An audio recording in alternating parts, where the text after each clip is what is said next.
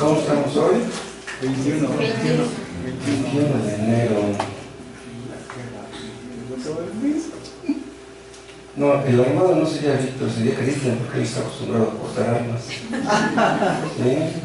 Como estuvo en la marina, sabe manejar armas. Si le damos un hermano Víctor, el hermano se mete el solo.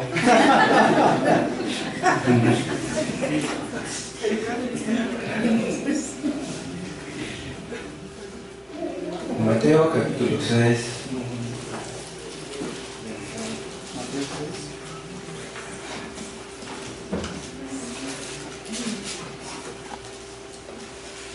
El inicio del Padre Nuestro está en el 6:9. Vosotros pues oraréis así: Padre nuestro que estás en los cielos. Y ahí nos detenemos. Pocas palabras, gran significado. Estuvimos viendo la semana pasada la introducción a este asunto. ¿Se acuerdan que el Padre Nuestro no son palabras que tenemos que repetir? Hay algunos que piensan que estas palabras del Padre Nuestro son mágicas, que tienen poder las palabras del Padre Nuestro, pero hay otros que van más lejos. Hay otros que creen que las palabras en general tienen poder. Si tú dices que estás bien, estás bien. Si tú dices que estás mal, estás mal. Es lo que creen algunos. Hay un libro que se llama Tus palabras son dinamita y toca este tema. Y es lo que creen esas personas que dicen: yo declaro que estoy sano. Creen que por declararlo van a sanar. Vimos la semana pasada, o cuando, sí, que al final de Filipenses 4, al principio de Filipenses 4, dice ahí el apóstol que si oramos correctamente, en lugar de estar afanados, oramos, Dios hará que la paz de Dios sea nuestra, la paz de Dios que sobrepasa todo entendimiento, ¿se acuerdan? Y Él hará que nuestros corazones y nuestros pensamientos estén en Cristo Jesús. Vean, Dios lo hará. Cuando tenemos esa paz de Dios, Dios hace que tengamos esa paz de Dios. No es la oración en sí. No es la oración la que tiene poder. El que tiene poder es Dios. ¿Sí? La oración es un medio. ¿Sí? En ese sentido podríamos decir que tiene poder. Tiene poder porque nos conecta con Dios. Pero el que hace que tengamos la paz de Dios no es la oración. Porque una persona puede decir esas palabras de Filipenses 4 y de qué le sirve. Una persona dice las palabras del Padre Nuestro, un inconverso, y no le sirve de nada. Creer que las palabras tienen poder es una idea pagana, no es una idea bíblica. ¿Saben qué hacen esas personas que dicen que las palabras tienen poder? Desvirtúan la naturaleza de Dios. ¿Por qué? Porque no conocen a Dios verdadero. Por eso dicen esto. Ellos creen, a fin de cuentas, que el poder está en ellos. Porque si ellos son los que dicen las palabras, pues entonces el poder estaría en ellos. Pero vimos que los que hacen malas repeticiones dicen y repiten las palabras porque creen que van a ablandar a Dios, porque piensan que Dios es muy duro. Pero la verdad, los duros son ellos, no Dios. Pero piensan que Dios es duro porque no lo conocen. ¿Para qué vino Cristo al mundo? Lo dice Juan 1. Vino al mundo para que conociéramos a Dios, para darnos a conocer a Dios. Dios quiere ser conocido, Dios puede ser conocido. Y para que conociéndole tengamos vida eterna, como Él mismo lo dice en Juan 17. Pero déjenme decirles esto: una persona puede estar leyendo la Biblia por años y no llegar a conocer al Dios verdadero. Una persona puede estar repitiendo el Padre Nuestro a toda hora y Dios no lo escucha. Dice Santiago: no tenéis lo que, ¿cómo dice? Porque no pedís. Pedís y no recibís. No, ¿cómo dice? Bueno, pues en Santiago tenemos ese problema.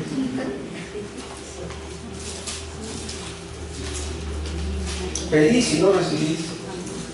¿Por qué no pedís? No, no dice así. A ver. Es 4:3, hermano.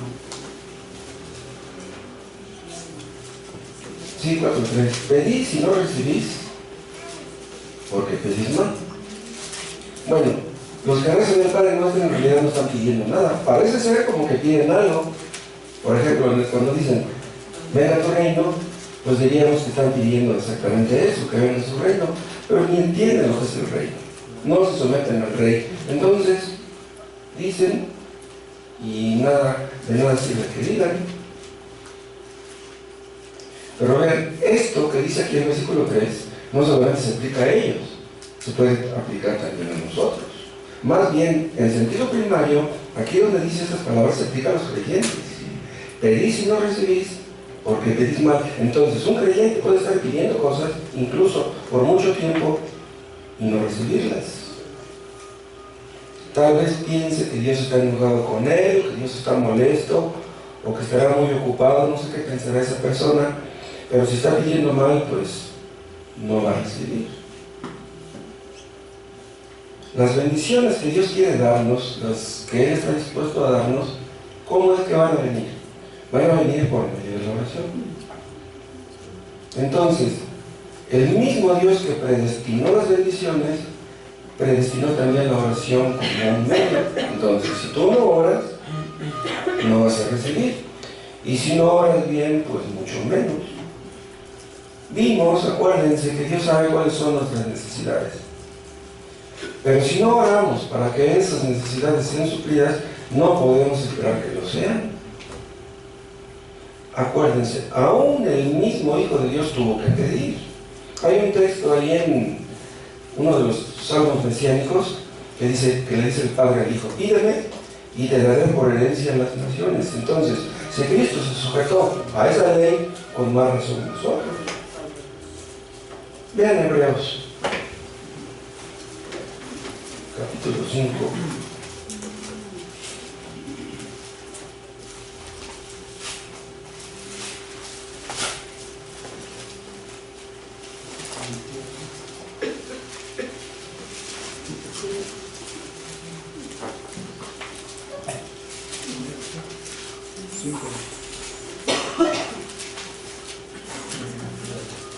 Hebreos 5, 7.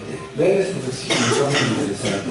Y Cristo, en los días de su carne, o sea, cuando estuvo en este mundo, ofreciendo ruegos y súplicas, con gran clamor y lágrimas, al que le podía librar de la muerte, fue oído a causa de su temor reverente. Imagínense Cristo orando y rogando, como dice aquí. Dice, y súplicas, con gran clamor y lágrimas. Imagínense a Cristo orando y llorando. ¿Qué fue lo que pedía? Dice, al que le podía librar de la muerte, fue oído.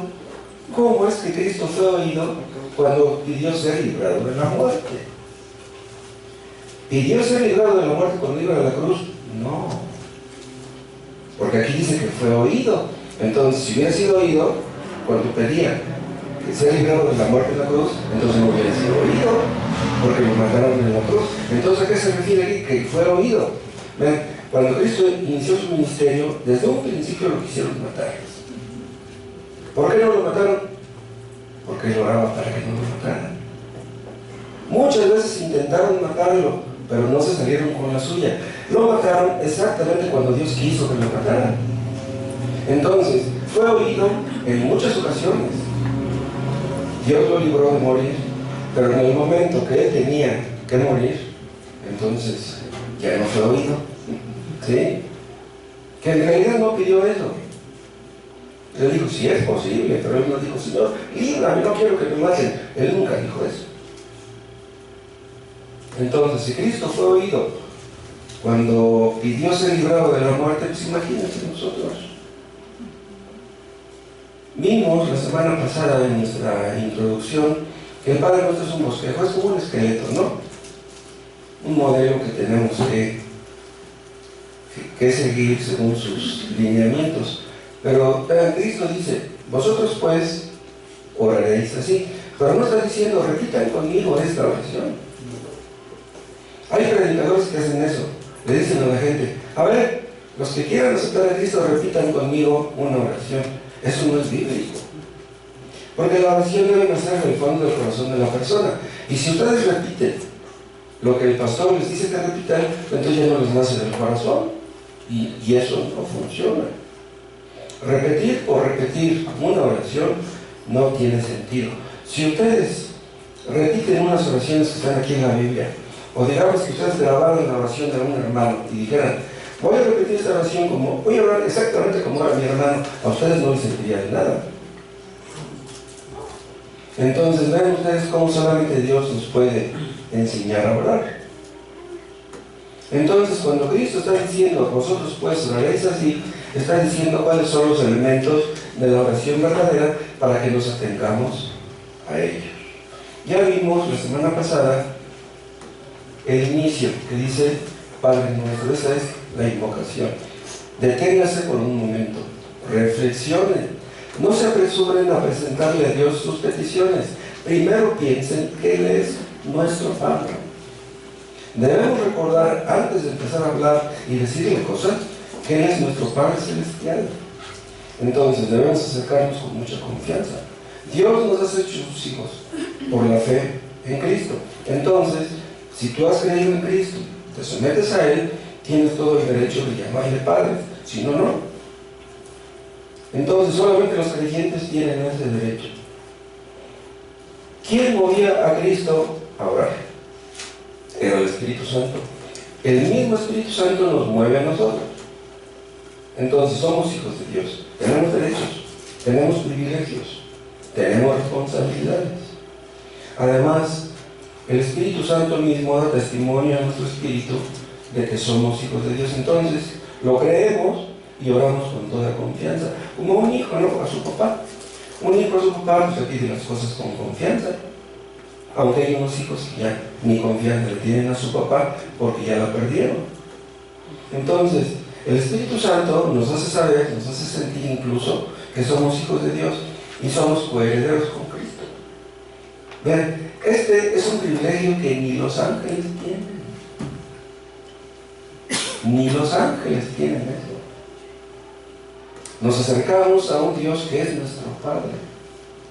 Entonces, debemos hacer eso y en segundo lugar, debemos meditar en que Dios es muy grande.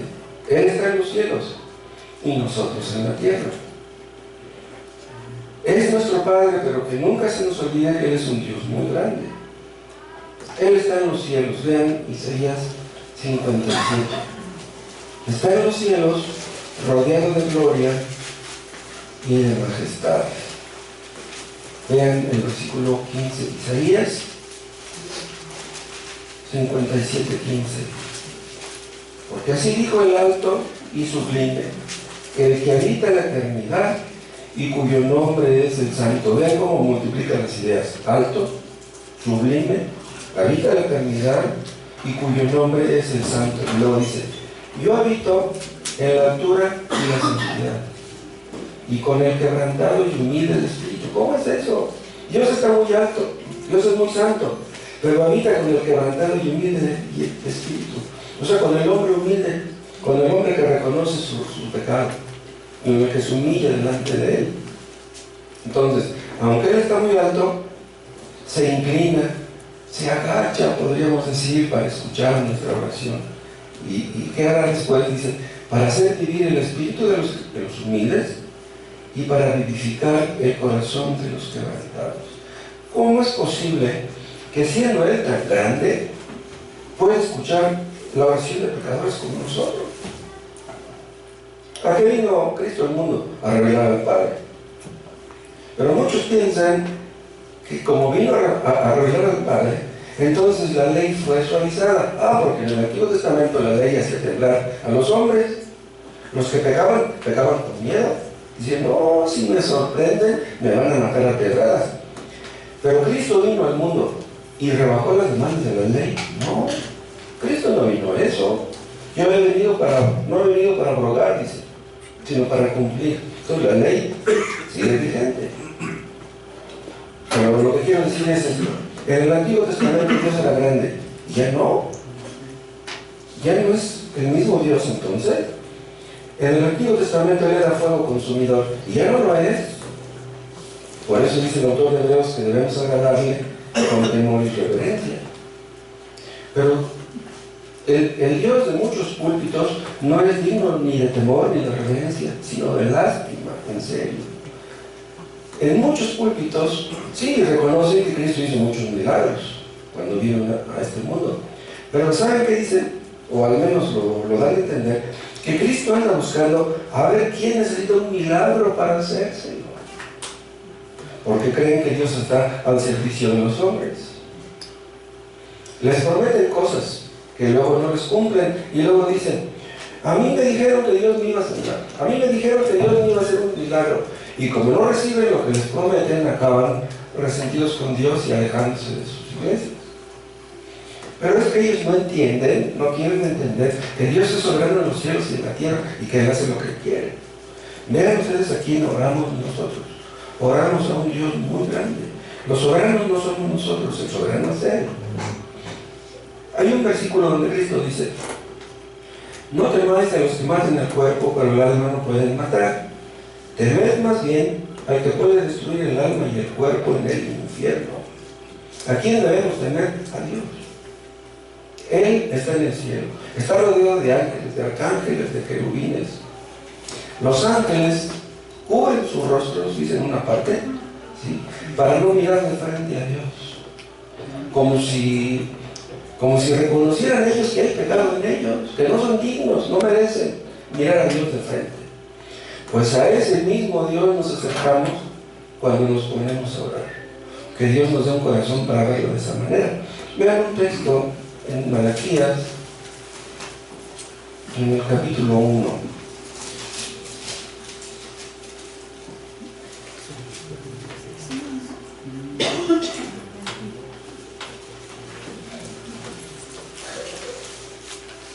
Malaquías 1:6. El Hijo honra al Padre y el siervo a su Señor. Si pues yo soy Padre, ¿dónde está mi honra? Y si soy Señor, ¿dónde está mi temor? Vean lo que dice Dios. Si soy Señor, ¿dónde está mi temor? O sea, ¿dónde está el temor que yo merezco? Eso es lo que quiere decir. Está diciendo: yo merezco ser temido, pero ustedes no me temen. ¿Se acuerdan de lo que dice Pablo en Romanos 9? De que Dios tiene misericordia de quien quiere endurecer. Ese versículo quiere decir, entre tantas cosas, que nosotros estamos en las manos de Dios. Él no está en nuestras manos, nosotros estamos en sus manos. Pero muchos piensan que Dios está esperando a ver quién le hace el favor de creer en Él.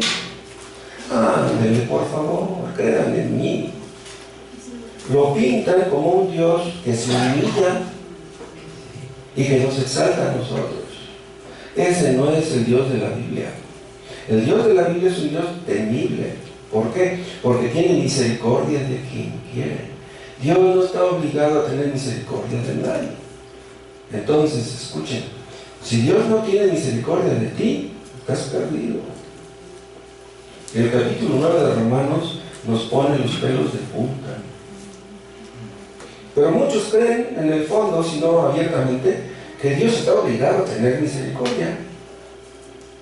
Piensan: bueno, si nosotros somos padres y somos duros, pues tenemos misericordia de nuestros hijos, ¿por qué Dios no la tendría de nosotros? Dios tiene misericordia de sus hijos, pero de los que no son sus hijos no. En ese sentido tiene razón. Dios es un Dios justo y por lo tanto ha prometido castigar todo pecado. Pero si Dios es justo, tiene que castigar todo pecado. No va a castigar unos pecados y otros no. Tiene que castigarlos todos. Un juez será justo si deja libre a un culpable. ¿Será justo? Él está para establecer justicia. ¿Cuál justicia sería si deja libres a los culpables? Pues algunos piensan que Dios tiene que ser misericordioso y no creen que Dios deba castigar el pecado. Entonces, creen que es misericordioso, pero no creen que sea justo. Pero Dios es ambas cosas. Pero ¿saben ustedes por qué entienden eso? Porque su pecado les impide entender. Las personas que no ven su propio pecado, que no reconocen su propio pecado, no pueden entender por qué Dios es como es. Lo que impide, lo que distorsiona lo que Dios es tu propio pecado. Vean Eclesiastés capítulo 5.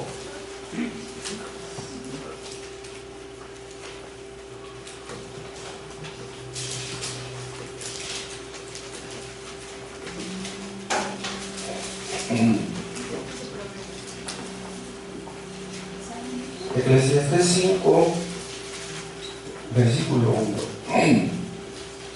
Cuando fueres a la casa de Dios, guarda tu pie, o sea, ten mucho cuidado, y acércate más para oír que para ofrecer el sacrificio de los necios, porque no saben que hacen mal. ¿Saben ustedes cuál es el sacrificio de los necios? Las palabras, estar hablando y hablando. Este versículo condena las buenas repeticiones. Personas que van al templo y empiezan bla, bla, bla, bla. Parece que dicen mucho y no dicen nada, son necios. Y ven lo que dice el 2. No te des prisa con tu boca, ni tu corazón se apresure a proferir palabra delante de Dios. ¿Por qué? Porque Dios está en el cielo y tú sobre la tierra. Por tanto, sean pocas tus palabras. Aquí donde dice sean pocas tus palabras, no está condenando las oraciones largas. Está condenando las buenas repeticiones. ¿Sí? Y esas personas hacen eso porque dice al final del versículo 1, porque no saben que hacen mal. Las personas que rezan el rosario no saben que hacen mal. Ellos creen que están haciendo un bien. Pobre gente. Pero pobre, pero no tienen excusa.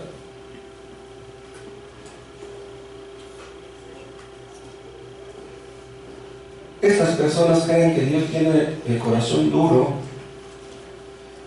y pues como dice un dicho, cree yo que todos son de su condición. Ellos creen que tienen el corazón duro y dicen, pues Dios ha de tenerlo igual que yo.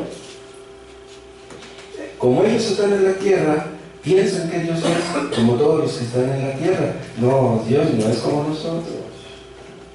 Acuérdense de Job. Él era un hombre justo. El mismo Dios lo dice en el primer capítulo. Era un hombre justo y recto, que se apegaba a la ley, que respetaba la ley, que amaba a Dios, que quería obedecer a Dios. Y Job era un hombre justo porque él tenía un conocimiento no solo de la ley, sino del Dios verdadero. Pero recuerdan ustedes lo que pasó después en los capítulos 3, 4, 5, 6, 7. Empezó a quejarse y empezó a defenderse y empezó a decir cosas que luego lamentó haber dicho. Multiplicó sus palabras. Pero ¿cómo reaccionó al final de la historia cuando tuvo una visión de Dios? Dice, yo hablaba lo que no entendía. Por tanto me aborrezco y me arrepiento en polvo y ceniza. Cuando Job tuvo un conocimiento verdadero de Dios, cerró la boca. Y eso nos pasa a todos. Cuando conocemos un poco a Dios, hablamos demasiado. Pero cuando vamos creciendo en su conocimiento, Dios mismo nos cierra la boca. Entonces, mediten por un momento en que Dios es nuestro Padre. Mediten también que Dios es muy grande, es un Dios majestuoso. Y en tercer lugar, vean nuestro texto, debemos meditar en que somos parte de la familia de Dios. Porque como dice el texto, Padre nuestro. Es el Padre mío, sí, pero no nada más es mío, es el Padre de todos mis hermanos. Esto quiere decir que no solamente voy a orar por mis necesidades, sino por las de mis hermanos también. Yo tengo luchas, yo tengo pruebas, yo tengo tentaciones, mis hermanos también. Formamos una familia espiritual y por lo tanto debemos gozarnos con los que se gozan y llorar con los que lloran. Si algo le afecta a mi hermano, yo soy afectado también. Si a mí me duele lo que les pasa a ellos, ¿saben qué va a pasar? Eso tiene que influir en mis oraciones. No puedo ser insensible. ¿Y saben qué pasa también? Que si no intercedemos por nuestros hermanos, estamos pecando contra Dios. Si somos egocéntricos, si somos egoístas, nuestras oraciones no serán escuchadas.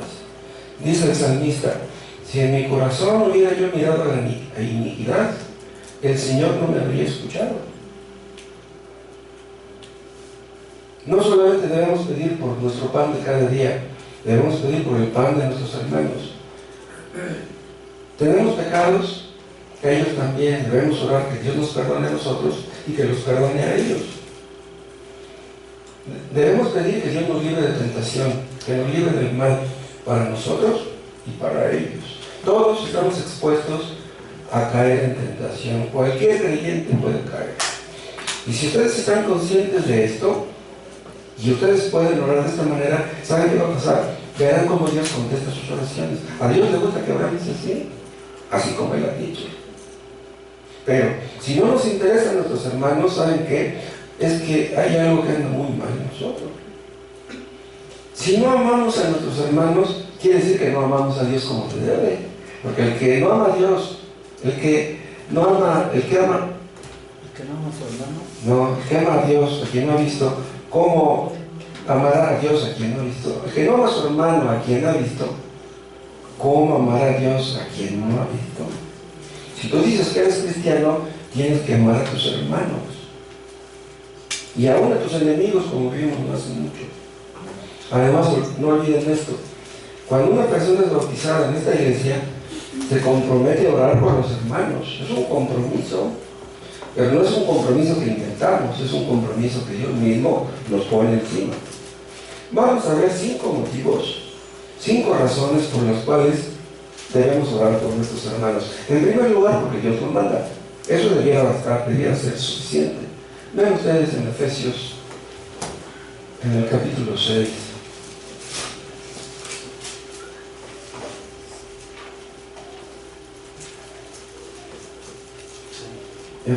Efesios 6, 18. Orando en todo tiempo, con toda oración y súplica en el Espíritu, y velando en ello con toda perseverancia y súplica por todos los santos. Algunos teólogos le llaman a este versículo las 4 todas. ¿Sí?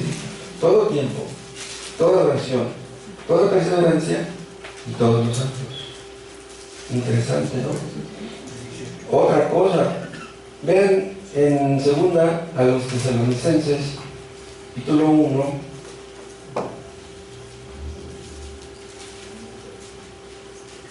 versículo 3. 2 Tesalonicenses 1:3. Dice: debemos siempre dar gracias a Dios por vosotros, hermanos.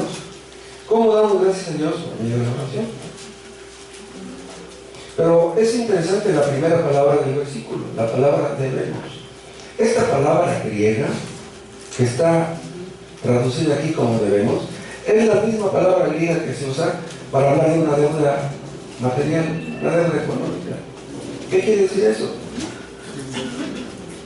Que el orar por nuestros hermanos es algo que les debemos. Bien, estamos en deuda con Dios, pero nos debemos también a nuestros hermanos. ¿Por qué? ¿Saben por qué? Porque lo que le afecta a él me afecta a mí. Debe afectarme a mí. Pero si no me importa, entonces mi hermano quiere decir que anda muy bien. Quiere decir entonces que estoy menospreciando el perdón que yo he recibido, que formo parte de la familia de Dios. Entonces, es un deber y que nunca terminaremos de cumplir. Otra cosa, esta palabra debemos está en el presente continuo. Es el verbo en presente continuo. ¿Sabe qué quiere decir eso? Que es algo que siempre tenemos que hacer y nunca debemos detenernos en este punto. Es una deuda, en síntesis, que nunca terminaremos de pagar. ¿Por qué? Porque lo que le debemos a Dios también se lo debemos a nuestros hermanos. ¿Se acuerdan ustedes cuando en una ocasión los israelitas pecaron y fueron con Samuel y le dijeron que intercediera por ellos? ¿Se acuerdan? ¿Se acuerdan cómo les contestó Samuel?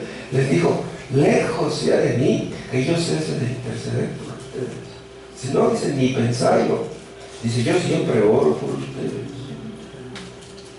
Otra cosa, no solamente Dios nos manda, es un modelo que vemos constantemente en las Escrituras. Véanlo en Romanos capítulo 1.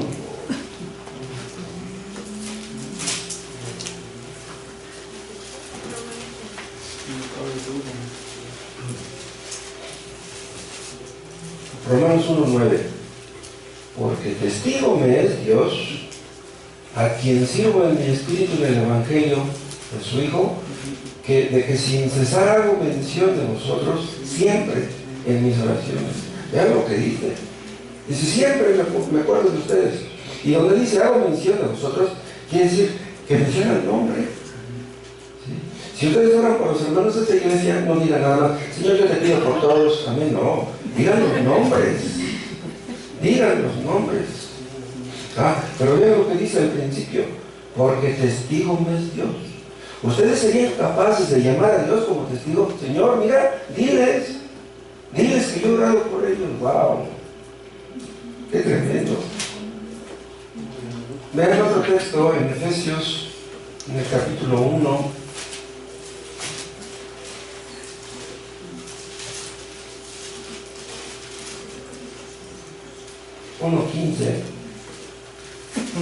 Por esta causa también yo, habiendo oído de vuestra fe en el Señor Jesús y de vuestro amor para con todos los santos, no ceso de dar gracias por vosotros, dice, haciendo memoria de vosotros en mis oraciones.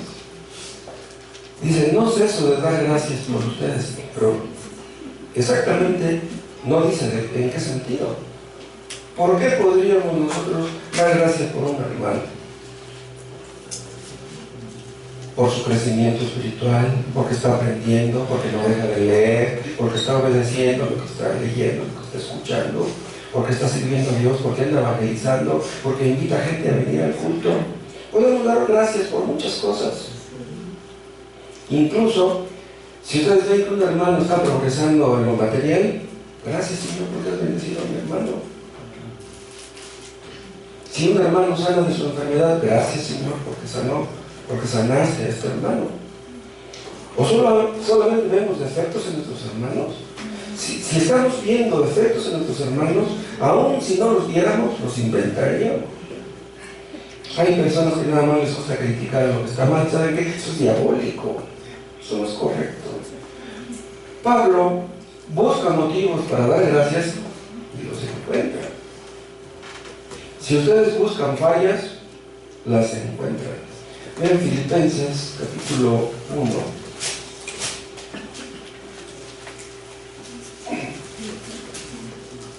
Filipenses 1:3. Doy gracias a mi Dios siempre que me acuerdo de vosotros. Siempre, en todas mis oraciones, rogando con gozo por todos vosotros. ¿Ves cómo dice? Rogando con gozo. Quieren que les sea franco, yo muchas veces he fallado en este punto.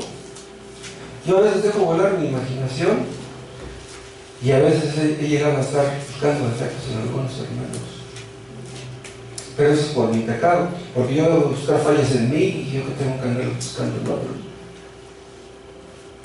Vean Colosenses capítulo 2.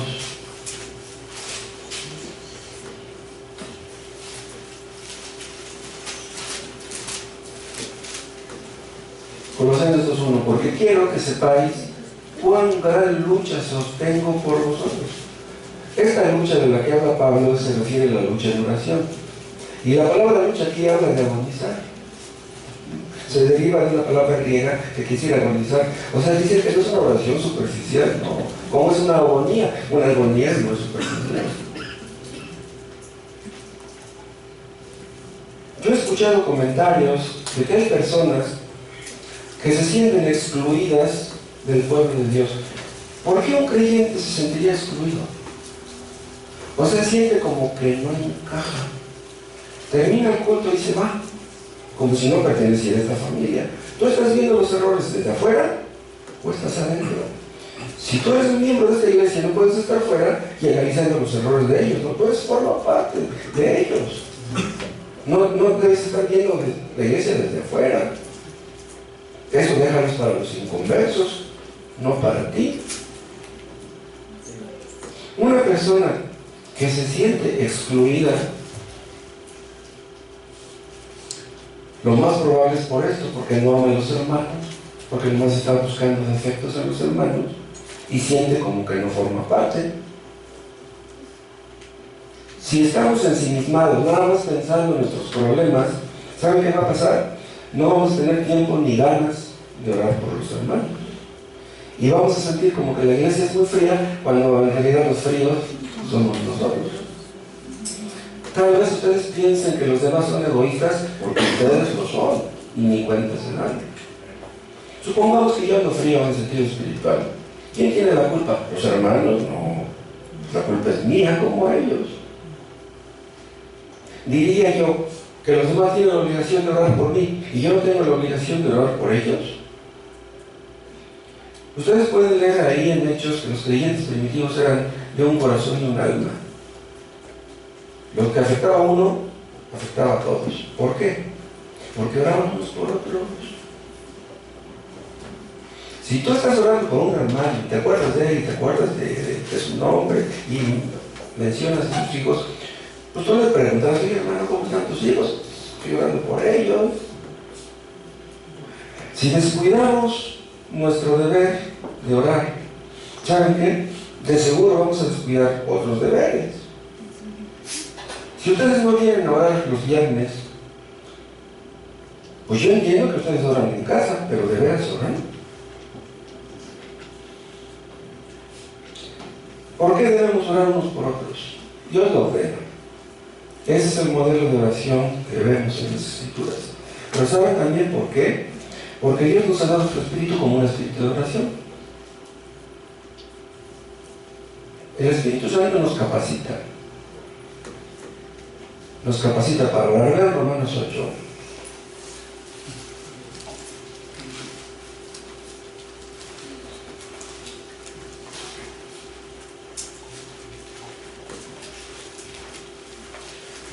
Romanos 8, 26. Y de igual manera, el Espíritu nos ayuda en nuestra debilidad, pues que hemos de pedir como conviene, no lo sabemos. Pero el Espíritu mismo intercede por nosotros con gemidos indecibles. O sea, el Espíritu Santo no nos deja morir solos. O sea, el Espíritu Santo entiende que no es fácil orar. Orar no es fácil. En realidad es muy difícil. Pero el Espíritu Santo viene y nos ayuda a orar en el momento oportuno. ¿No han sentido ustedes a veces como que Dios mismo les dice: ponte a orar? Como si su mano te dijera, te empujara: órale, ponte a orar. Es que sabe muy bien que somos débiles, estamos en la carne. Entonces, ¿ven qué relación hay entre el Espíritu Santo y nuestras oraciones? Vean 1 Corintios capítulo 12.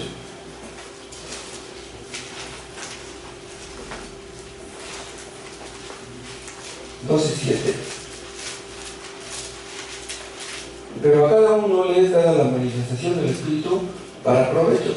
Y más adelante se habla de los dones espirituales que estaban vigentes en aquel tiempo.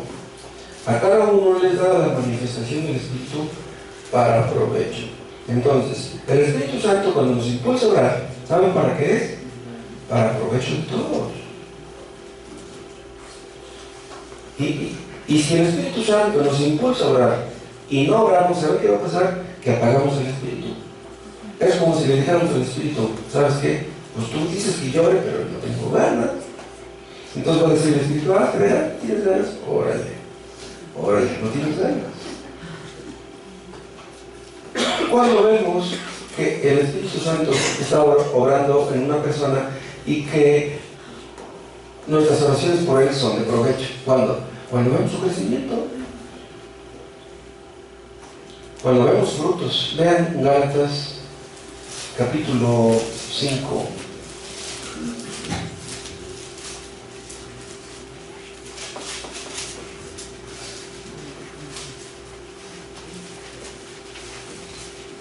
Esta lista la conocen bien, es la que está en Gálatas 5:22. Mas el fruto del Espíritu es amor, gozo, paz, paciencia, benignidad, bondad, fe, etc. Pero ¿ven cuál es el primero que se menciona en la lista? Es el amor. ¿Por qué el amor? En el capítulo que vimos hace rato, Pablo está acusando a los corintios de ir tras los dones, pero no tras el amor. Dice: no, ustedes deben ir tras el amor, no tras de los dones. Ellos querían sanar a los enfermos, ellos querían hablar en lenguas, ellos querían profetizar. No, dice: ustedes deben ir detrás del amor, deben de seguirlo. No te conformes con haber amado ayer, debes amar hoy y debes amar mañana a tu prójimo, a los que te rodean. ¿Qué sucede entonces? Que los hermanos de Corinto habían perdido la perspectiva correcta. ¿Cómo es que podemos ser útiles a nuestros semejantes? A través de los frutos del Espíritu Santo, que Dios nos dé paciencia, amor, humildad, fe, mansedumbre, gozo. Solamente así podemos ser útiles. Si siempre andamos quejándonos, enojados, molestos, criticando, ofendiendo, pues ¿a quién vamos a poder ayudar? Si seguimos el amor como pide Pablo que debemos hacer, ¿saben qué? Me interesaré en mis hermanos. No buscaré que ellos se interesen en mí, yo me voy a interesar en ellos. No voy a querer llamar la atención, ni tampoco voy a buscar que los demás me amen, sino que yo amaré a mis hermanos. Si en verdad amamos a los hermanos, no vamos a estar buscando defectos en ellos. Vean 1 de Corintios, capítulo 14.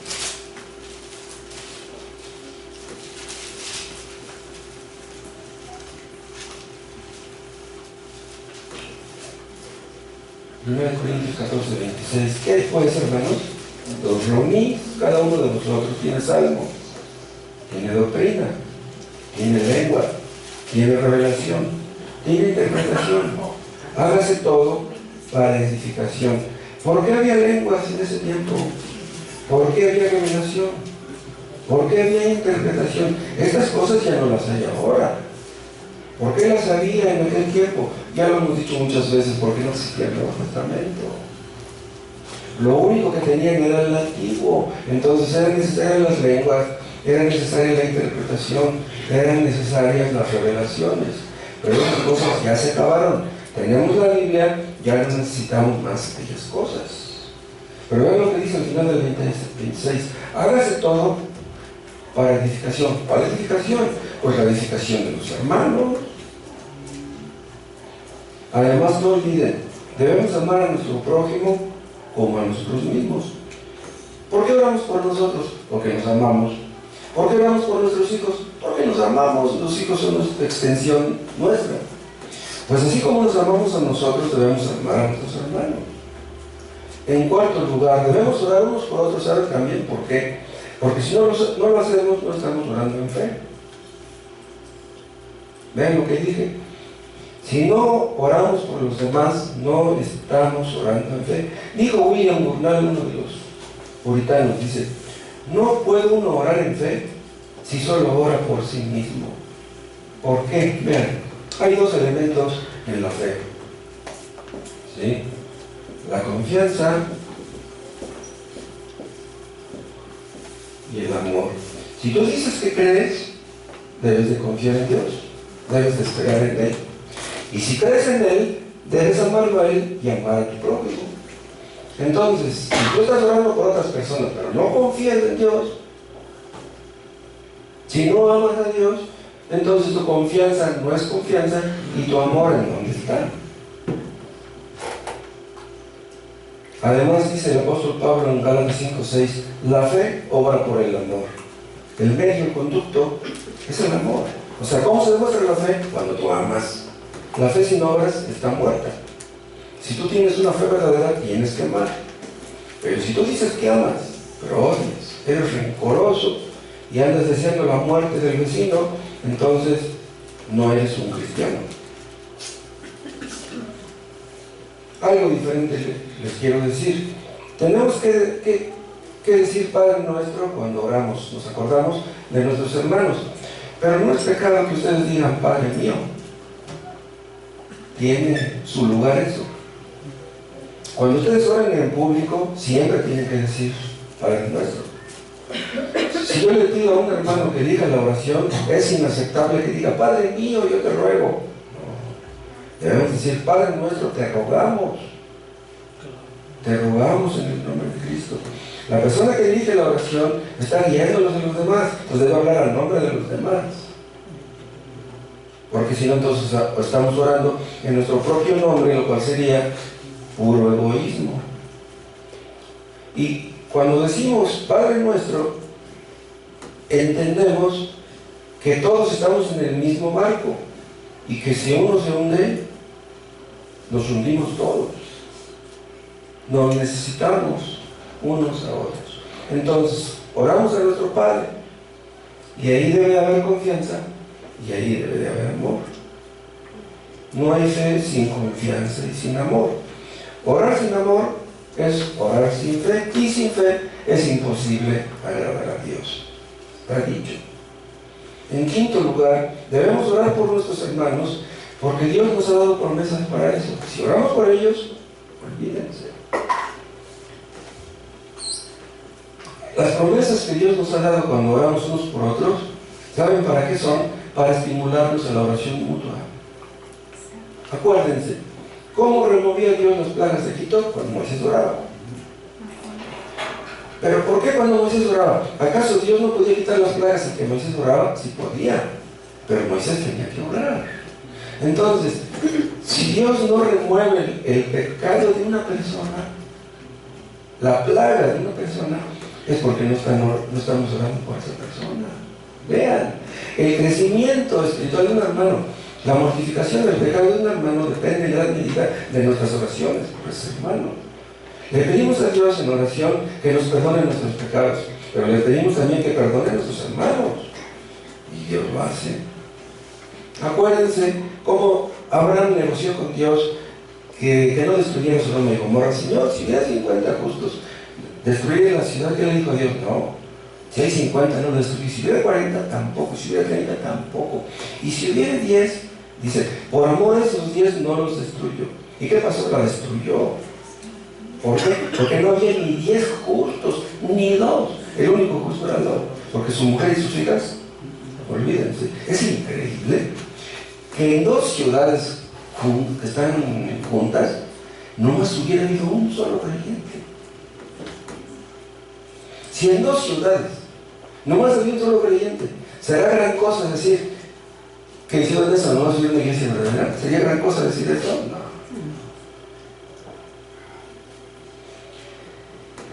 Pero ¿por qué no le dijo Dios a Abraham, oye, ¿y a ti qué te importa? Yo voy a destruir. No, Dios estuvo negociando con él, estuvo razonando con Abraham. Es increíble. Era un hombre débil, un hombre pequeño, pero Dios le concedió que pudiera negociar la salvación de aquellas personas. ¿Por qué le permitió eso? Vean, a Abraham le dolía que los de Sodoma y los de Gomorra se fueran al infierno. Debe de dolernos eso. Si no podemos detener la mano de Dios para que destruya a una nación o a un pecador, nada se puede hacer. Si nosotros intercedemos por una persona y Dios no quiere escucharnos, es que Dios no quiere salvar a esa persona. Él tiene misericordia de quien quiere, Él no está obligado a tenerla de nadie. Entonces, si Dios nos dijera, ¿sabes qué? Yo no te estoy orando más, no me pidas eso porque no te lo voy a conceder, cerramos la boca. Aquí es a lo último que apelamos, a la misericordia de Dios. Pero si Él no quiere tener misericordia, pues ya. Vean Jeremías 15.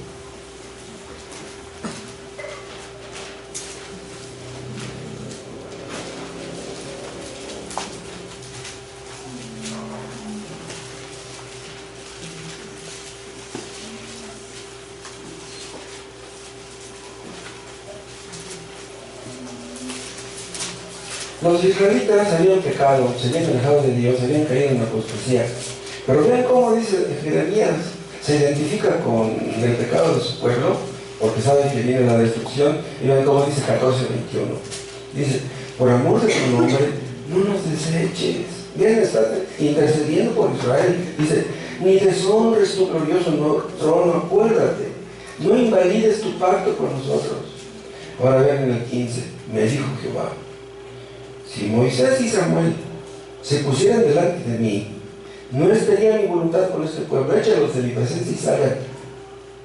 Tan enojado estaba Dios con los israelitas, dice, pues aunque venga Moisés, aunque venga Samuel, no quiero ni oírlos. Wow. Cuando Dios se enoja y quiere destruir a una nación, a una persona o a una iglesia, nadie va a detener su mano. El recurso más poderoso del pueblo de Dios es la oración intercesora. Pero cuando Dios dice, no te voy a dar lo que me pides, pues ni modo. Vean también Efesios capítulo 6.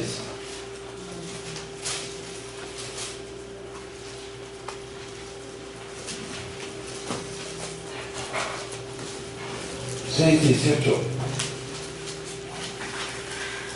Orando en todo tiempo, con toda oración y súplica en el Espíritu, y velando en ello con toda perseverancia y súplica por todos los santos. Pero ve lo que dice el 19, y por mí. Pablo pedía que oraran por él. Él era un apóstol. Había recibido muchas revelaciones de arriba. Pero ve, dice, oren por mí. ¿Entienden ustedes por qué somos insistentes en este punto de la importancia del culto de oración? Hermanos, si pueden venir los viernes, vengan. Si no pueden venir los viernes, pues ni modo, causas de fuerza mayor. Pero si ustedes pueden venir a la oración de los viernes y no vienen, eso no les conviene a ustedes, ni nos conviene a nosotros, ni a sus hijos les conviene. Cuando una persona se hace miembro de esta iglesia, se compromete a asistir a todas las actividades de esta iglesia. Se compromete. Y no lo obligamos a que lo haga. Si tú dices que eres creyente, la palabra de Dios te obliga, no somos nosotros. No es que tengas tú que complacer al pastor o a alguna persona, no. Dios lo dice que tienes que hacerlo. Pero dice en un párrafo ahí en el pacto que ustedes firmaron, dice, cuando las circunstancias lo permitan. Tienen ustedes un hijo enfermo, a su mamá enferma, hubo un problema muy grande, pues es lógico que no pueden venir. Pero si pueden venir, háganlo. Será para beneficio de sus almas y de todos. ¿Saben ustedes qué es lo que mueve el ministerio de esta iglesia? Es la oración. Yo le doy muchas gracias a Dios por los hermanos que oran por la predicación, que oran por este servidor. No dejen de orar, por favor. Levanten las manos cansadas de los que predicamos, porque si no, el pueblo de Dios es vencido. ¿Y saben qué? Estamos muy aislados unos de otros. A veces no sabemos ni lo que les pasa a nuestros hermanos. Y los que se aíslan, el diablo los ataca cuando los ve aislados. Los que se aíslan se enfrían, somos como los que estamos en los carbones, en la anafre, sacan un carbón, se apaga. Los que se aíslan se vuelven fríos, apáticos, descuidados, hipercríticos. El lobo ataca a las ovejas aisladas. Si unidos nos ataca, separados, peor tantito. Vean Gálatas 5.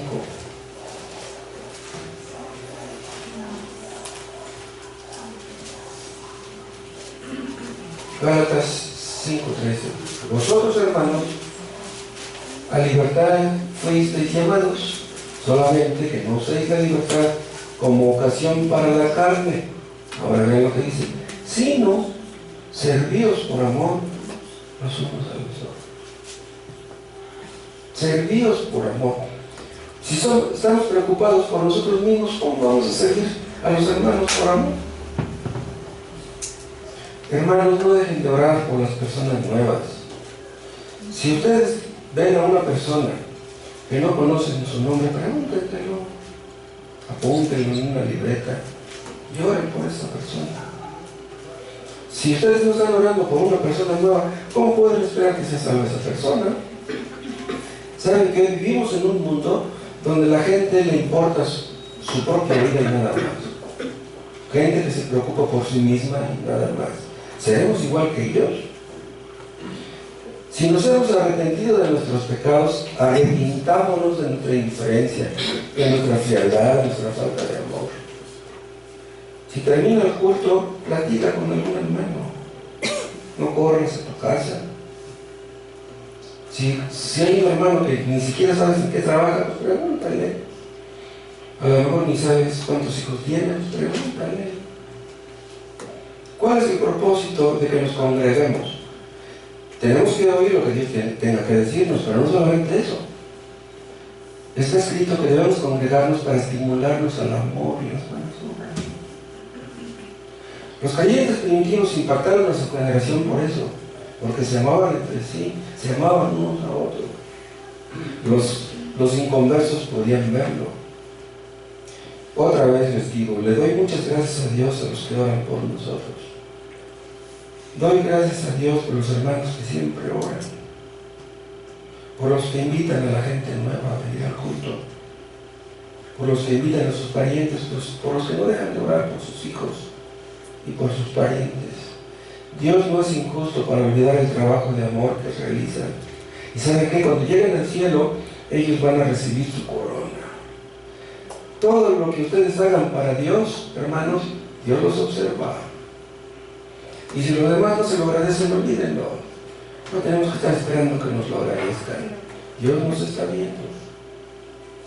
Debemos imitar a los hermanos que se esfuerzan, que trabajan, a los que buscan la forma de ser útiles a sus semejantes. Entonces, vean, vamos a recordar la paternidad de Dios, la grandeza de Dios, la familia de Dios. Él es nuestro Padre, Él está en los cielos. Él es un Dios muy grande.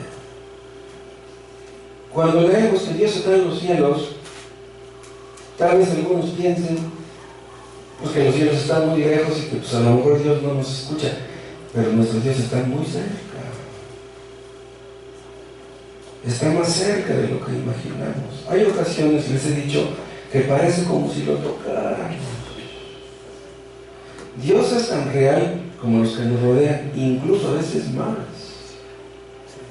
Antes de que se pongan a orar, hermanos, mediten un momento en lo que Cristo hizo en la cruz. Cristo hizo en la cruz cosas tan sorprendentes que la eternidad no bastará para hablar de ellas. No hay nadie como Cristo. No dejen de orar por los hijos de los hermanos. El día que un hijo de tu hermano llegue a ser convertido, qué gusto te va a dar. Hay gozo en los cielos cuando un pecador se arrepiente, pero nosotros debemos gozarnos también. Que Dios nos enseñe a orar, que Dios nos libre de egoísmo, que nos quite el corazón de piedra y que nos dé uno de carne. Dios es un Dios muy grande, vive rodeado de gloria y de majestad. Tiene misericordia de quien quiere, ya lo vimos. Pero si ha tenido misericordia de millones, puede tenerla también de ti. Es increíble que Dios, siendo tan grande, oye la oración del hombre que se arrepiente de sus pecados, aunque haya cometido miles de pecados. Dios escuchó la oración de Abraham hace miles de años y sigue oyendo la oración de los que oran a Él. Él está en los cielos, pero te recibirá con los brazos abiertos si te arrepientes de tus pecados. Cuando ustedes oren de esta manera, que le piden a Dios perdón por sus pecados, ustedes van a sentir que Dios los escuchó. Tú puedes estar seguro de que ya Dios te perdonó. Ese será el descubrimiento más grande que hagas en tu vida. Para muchos, el día más grande de su vida es cuando se casaron, cuando recibieron su título en la universidad, cuando su hijito nació, cuando cosas por el estilo. Eso no es nada en comparación con saber el día que Dios te perdonó. Cuando tú entiendas que ya Dios te perdonó, cuando tú entiendas que Dios escucha la oración, que Dios está vivo, que no lo estamos inventando, entonces caerás de rodillas. Y entonces entenderás que Dios en verdad es un Dios muy grande. Oremos. Gracias, Padre, porque tú eres así, un Dios tan grande y maravilloso. Lo hemos visto, lo hemos comprobado. Oh Dios, que todos los que estamos aquí pudiéramos llegar a esa conclusión. Y que te amáramos, y que te temiéramos, y que te sirviéramos, y que anduviéramos en tus caminos, Padre, hasta el último día de nuestras vidas. Hazlo con todos los que estamos aquí. No permitas que ninguno de nuestros hijos se pierda. Danos tu gracia, Padre, danos valor y sabiduría para hablarles a nuestros parientes y conocidos, para amar a nuestro prójimo. Líbranos de un corazón duro y egoísta. Enséñanos a amar a nuestros hijos, a ser pacientes con ellos, a ser prudentes, a ser sabios, a educarlos cristianamente, y que un día, Padre, los veamos salvos. Reina tú, Padre, en esta iglesia, en esta familia que tú plantaste en este lugar. Te lo pedimos en el nombre de Cristo. Amén. Amén.